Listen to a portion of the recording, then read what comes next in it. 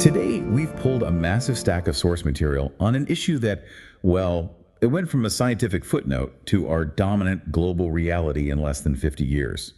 We're talking, of course, about the 2025 global climate emergency. That's right. If you look at the reports now, it's pretty much universally recognized as the world's #1 non-political issue. And 2025, it wasn't just another warm year. Not at all. The sources show it marked this definitive, almost terrifying threshold. The State of the Climate report that year wasn't about future projections anymore. It basically concluded that climate change was officially a present tense global emergency. And that's the core of what we're digging into. The mission for you, listening, is to really analyze the paradox in that transition. We need to understand how humanity's biggest wins between 1980 and 2025 things we celebrate, like cutting extreme poverty. Huge achievements. Huge. And, connecting the world, creating all this material abundance, how all that good stuff unintentionally created the severe ecological strain that triggered this whole emergency. So the problem isn't just pollution. It's structural. It's deeply structural. It's built right into the design of how we define progress. Okay, let's unpack that. I mean, there's a real historical irony there. Yeah. So if this crisis is structural, we need to trace the blueprints. How on earth did an issue that barely registered on the global radar in 1980 It didn't. become the single dominant crisis only 45 years later? It's a classic case of being distracted by the fire right in front of you. Yeah. When you look at the sources detailing global priorities back in 1980, the picture they paint is one of intense short-term focus. Right. Climate change was known to scientists, sure, but politically, socially, it was almost invisible. I found that detail just fascinating. We weren't worried about the creeping long-term threats. In 1980, the world was preoccupied with, the very real fear of nuclear war. Huge issues with global poverty and hunger, the energy crisis from the oil shocks, inflation, and this sort of general environmental degradation. And what did that even mean back then? It meant stuff you could see, right? Smog, acid rain, deforestation, visible problems. Exactly. Climate change was just buried under that general category. It didn't have its own crisis status because the effects were seen as, way down the road, decades away, manageable. But the world's attention span was just calibrated for immediate problems. And that prioritization, or lack of it, basically derailed any chance of a serious early global response. So when did the signal finally break through all that noise? Well, the shift began really slowly through the 90s. By the year 2000, climate change had started to enter the global consciousness. Okay, so we're seeing things like the Kyoto Protocol. Right, early attempts at international action. The scientific community was definitely getting much louder. But even then, at the turn of the millennium, it was still treated like a secondary issue. But still not #1. Oh, not even close. It was emerging,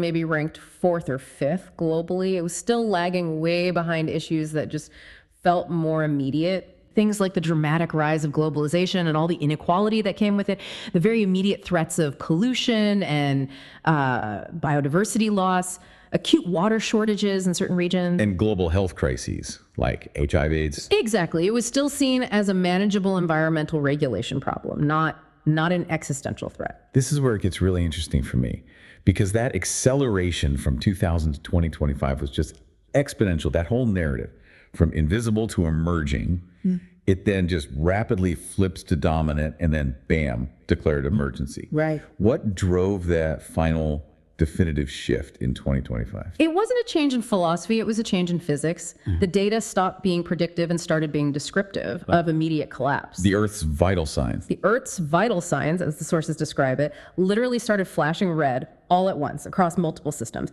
It confirmed we'd passed certain critical thresholds.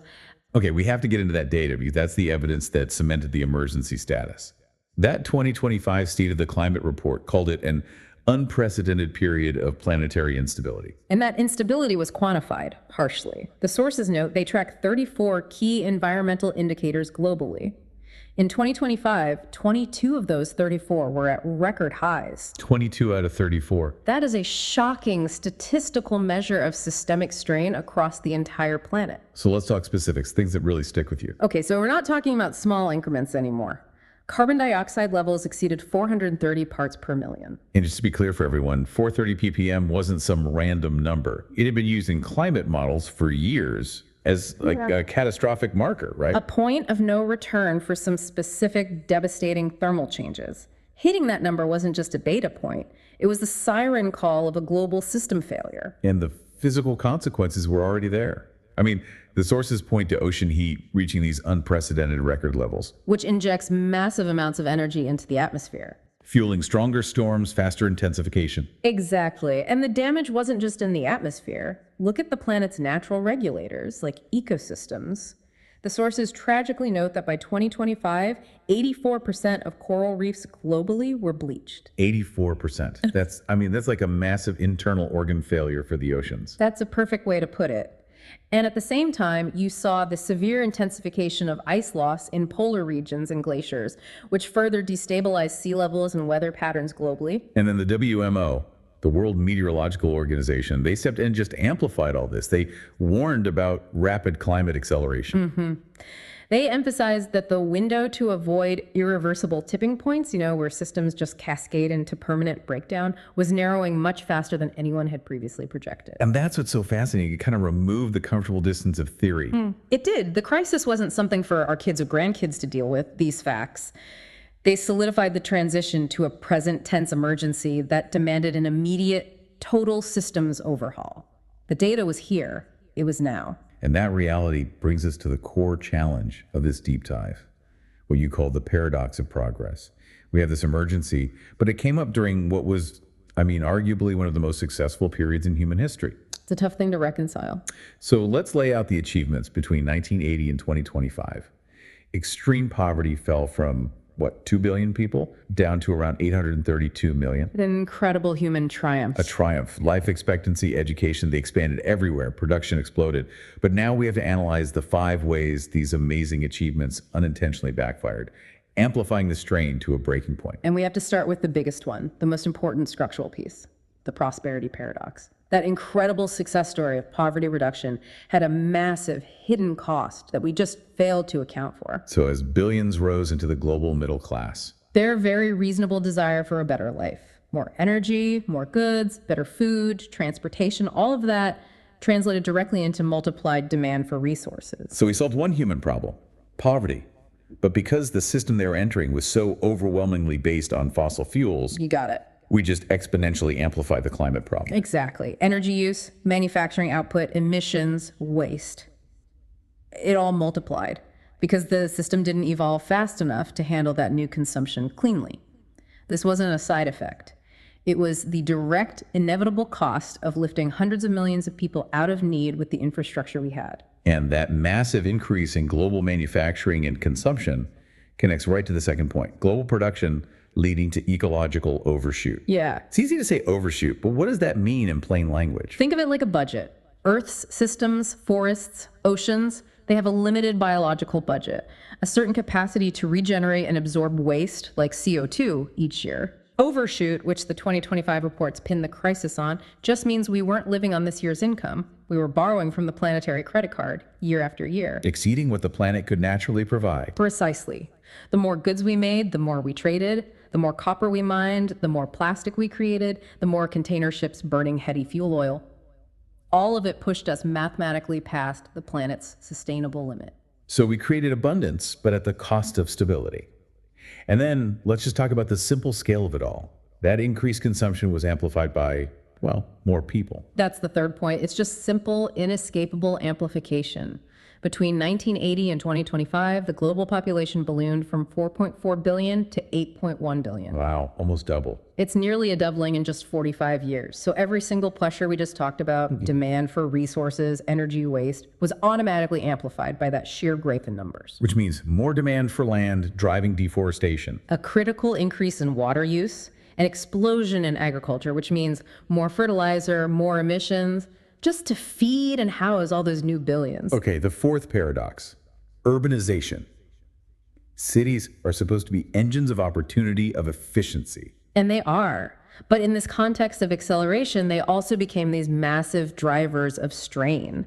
The sources talk about resource intensification. As people moved into cities, their lifestyles just became more resource intensive. Driven by easy access to goods and transport. Right. Cities became these enormous energy drains, needing constant inputs of electricity, water, fuel. They concentrated transport emissions, created intense heat island effects. Forcing people to use more air conditioning, which uses more energy. A vicious feedback loop. Exactly. And finally, number 5, that incredible success story of global connectivity globalization. That was also an accelerator. Oh, absolutely. Globalization sped up supply chains to a degree we'd never seen. That meant an exponential increase in shipping emissions. It facilitated rapid resource extraction in fragile places all over the globe, all to feed manufacturing centers. And then shipping the finished goods back out everywhere. And crucially, globalization also accelerated the spread of, economic inequality and certain consumption models. It really demonstrates that this crisis is deeply, deeply structural. We built this interconnected world, but that network just allowed the unsustainable parts of the system to spread faster than any solutions could keep up. And that's the essential lesson here. The crisis wasn't just a consequence of bad choices. It was baked into the foundation of sort of good choices that were implemented badly. Right. But alongside this paradox, we have to acknowledge the profound active failures that magnified everything. And the sources are really blunt about this. It wasn't just that progress caused strain, it was the active systemic lack of responsible management of that progress. So what does that list of failures look like? It's stark. You have decades of delayed climate action, just kicking the can down the road. You have continued an aggressive expansion of the fossil fuel industry, despite all the scientific warnings. Chronically weak environmental regulation. And maybe the most tragic part, a massive systemic underinvestment in climate adaptation strategies, especially for the most vulnerable. And when we talk about failure, we have to connect this to inequality. That 2025 extreme weather report makes it painfully clear. When the impacts hit the floods, the heat domes, the poorest communities, the ones least responsible for the historical emissions, they suffered the most. They lacked the infrastructure, the financial resilience, the early warning systems to cope with a crisis that was overwhelmingly generated by the consumption patterns of the developed and rapidly developing world. And this raises that almost philosophical question you mentioned earlier. Was all this inevitable? Did our success inherently doom us? And then the deep insight from the sources is no, the conflict isn't fundamentally humanity versus Earth. That's too simple. Right. The conflict is actually between our model of civilization, the one we chose to build between 1980 and 2025, and Earth's basic operating system. And that distinction is critical. Because it implies choice. It implies choice. We didn't have to rely on carbon-intensive acceleration. We could have grown, urbanized, powered our economies, and measured progress in totally different ways. We could have focused on human flourishing without infinite extraction. So the crisis isn't a punishment. It's a feedback signal. That's the key. It's the Earth telling us that the rules we made up for ourselves, rules based on exponential, infinite, rapid growth, they just don't work inside a closed, finite, and cyclical system. Because ecosystems run on cycles. Regenerative, finite cycles. Our dominant human systems during that 45-year period were built on the idea that acceleration can go on forever. The 2025 emergency is just the result of those two systems colliding at full speed. That is a really powerful way to look at 2025. It wasn't the end of the world, but maybe the end of an era of thinking. It became this turning point, a mirror reflecting 45 years where our greatest achievements and our greatest failures all converged. The success in lifting billions out of poverty demanded an acceleration model that the planet, under that system, just could not sustain. And that structural challenge leaves us with the critical question that the 2025 emergency presents to us now. The question is whether humanity can fundamentally evolve its definition of progress itself. Can we move beyond that model of constant acceleration? Can we move beyond acceleration and extraction toward one that aligns with the cyclical, regenerative nature of the planet that sustains us? That evolution is the ultimate mandate that comes out of the emergency. That shift in thinking from acceleration to cyclical alignment, that is the challenge we all face now. Thank you for taking this deep dive into the source material with us and for considering the implications of that profound structural collision. We'll see you next time on The Deep Dive.